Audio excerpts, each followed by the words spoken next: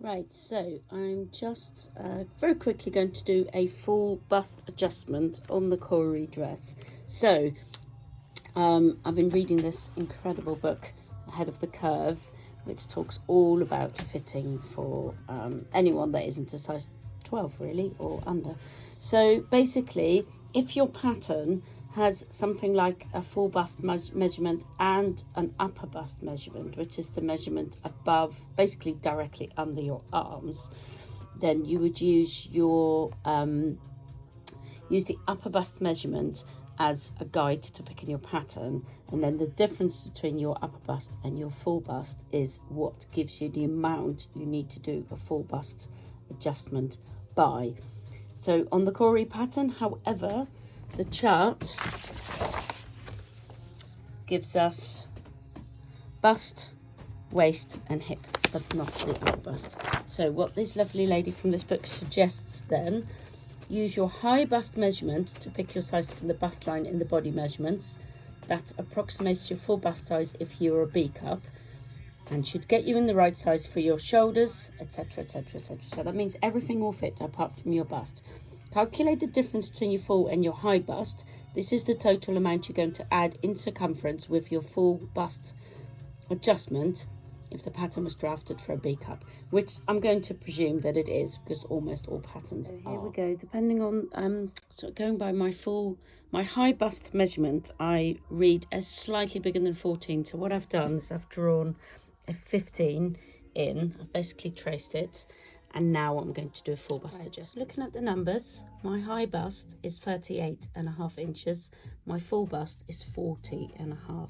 So the difference of that being 2 inches, you then divide the number by 2, which gives the size of the adjustment, because obviously you're adjusting on one half of the pattern, and that will automatically double the size of the adjustment you're making. So I need to do 1 inch full bust adjustment, which makes sense because I'm a sort of C stroke D cup. So let's do what I've just done is I've just measured where my bust apex is, and I've marked it there. So that's basically the very fullest part of your bust. I've marked it on the bust line, well, slightly below the bust line, coming out of the center of the dart. I might have got the height of it slightly wrong actually. So let me just draw in the rest of the line. So I'm going to draw in, I'll use a black pen so it's a bit more clear. I'm going to draw in the lines that I need to do my full bust adjustment.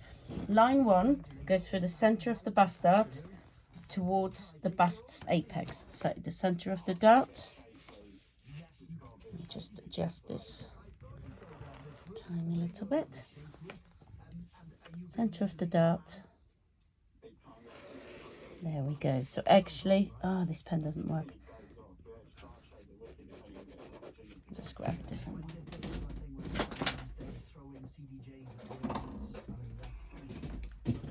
Right, let's try that again. There we go. I'm actually just going to move the apex up to that line there. Okay, so this is line number 1. Line number 2 goes from the bust apex vertically down to the waist, parallel to the center front. So there we go.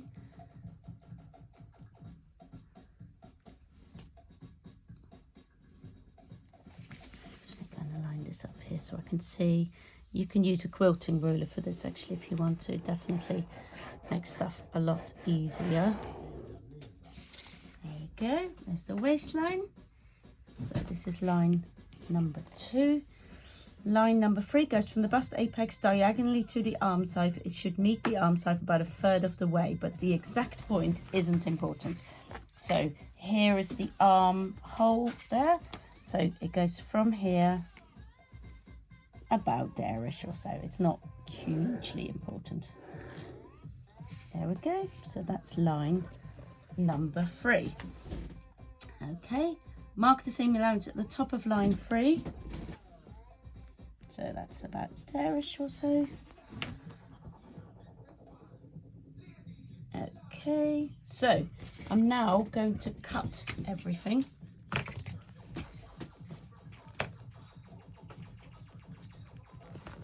What I might have to do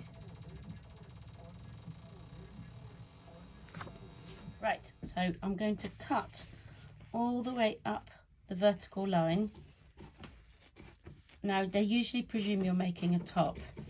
I presume it's absolutely the same for a dress. And I don't mind having a bit of extra width in the dress anyway, although I think you're supposed to probably take the extra width out again with a dart. But we'll cross that bridge a bit later. It is quite a close fitting dress, so I don't really mind it having a little bit extra. So I'm going to cut up to that dart point, and I'm going to pivot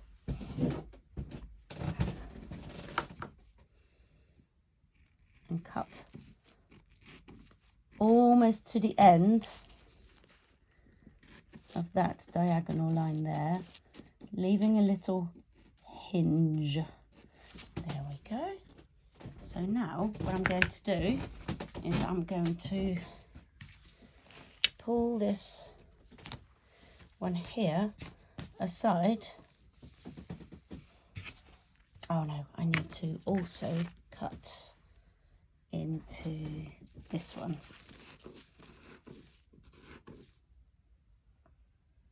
Is that right? I think that's right.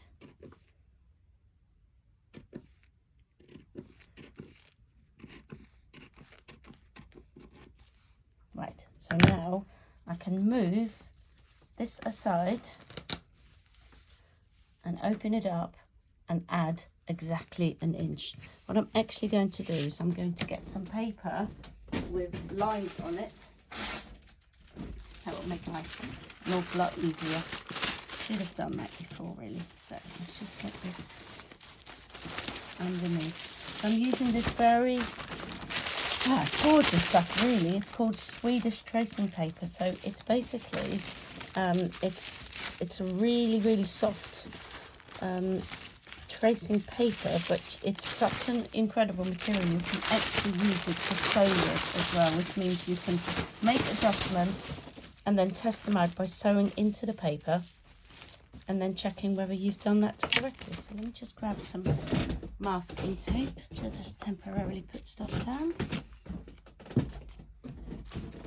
Right, it's all looking a bit of a mess now, but believe me, it will all be fine. So I'm going to put this one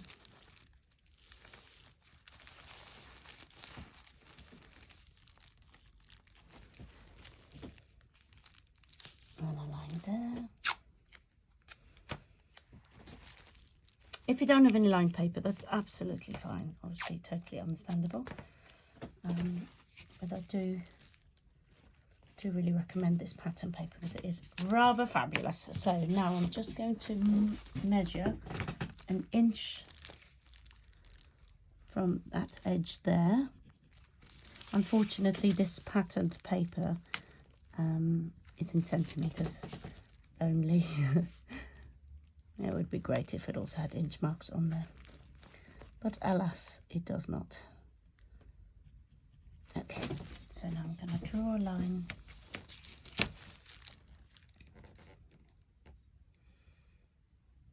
here, which is an inch away from the original pattern piece, which ends there. So now I'm going to manoeuvre everything so that this now sits an inch away, while still having everything lay flat. So this inch widthways has given me the extra room I need for the width, the extra width that I'll need to accommodate my bust, which is larger than they expected it to be. Right, I'm just going to tape this down because it is a bit flimsy and wants to move. Okay, so now I'm going to hinge it there and put it down here.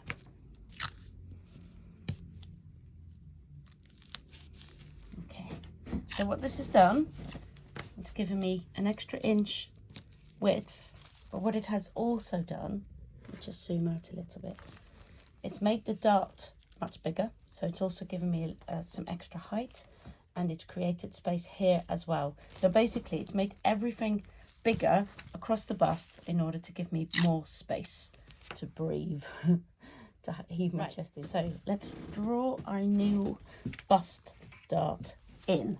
So what it's saying here, to create a new bust dart, start at the side seam with the original dart legs, but end the dart 2 inches from the bust apex.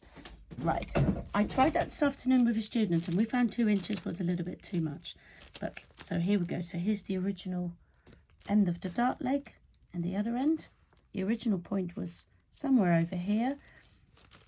The new point, let's have a look. So where is the center of the dart? It will be there-ish.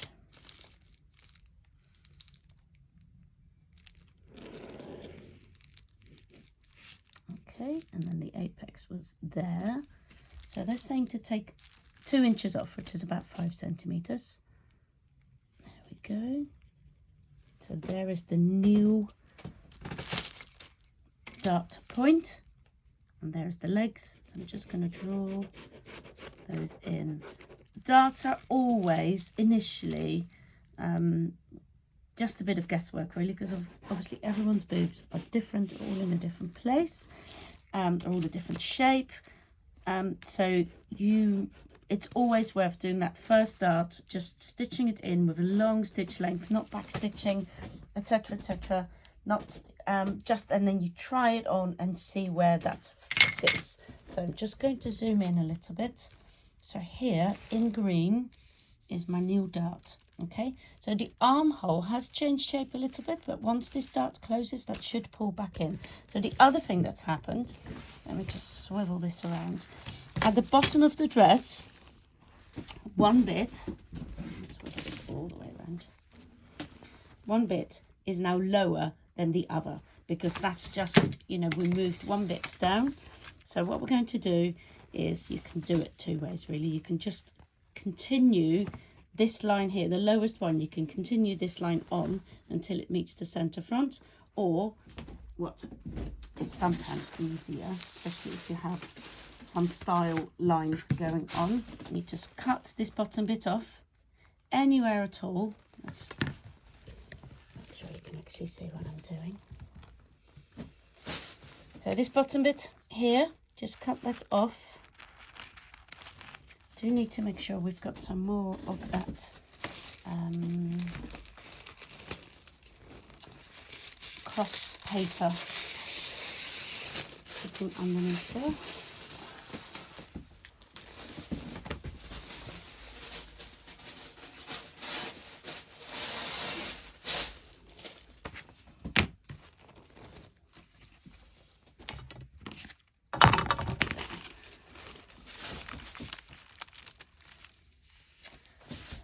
Tape.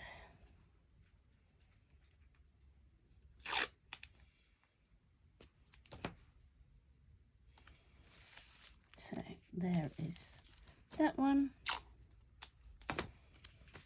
Pull that one down.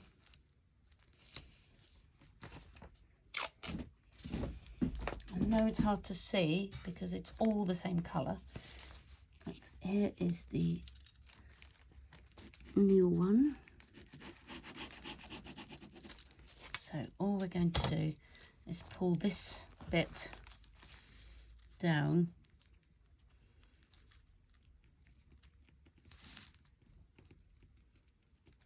I mean, it's almost entirely unnecessary, to be honest, but there you go. I just want to show you how to do it. Oh, I'm still missing a bit of paper there. This becomes a little bit blue petery, really. Right, more tape.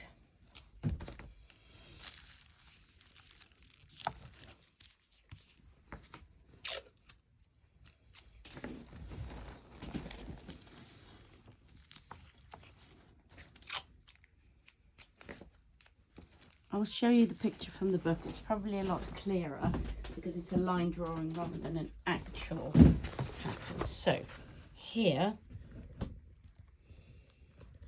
you can see here, they've cut that bit off and just literally moved it down. So all the stuff in white is the stuff you've added. So you've added a bit of length, which is right because bigger busts take more length as well as more width. The dart is bigger and there's a little bit of extra fabric over here as well. Okay.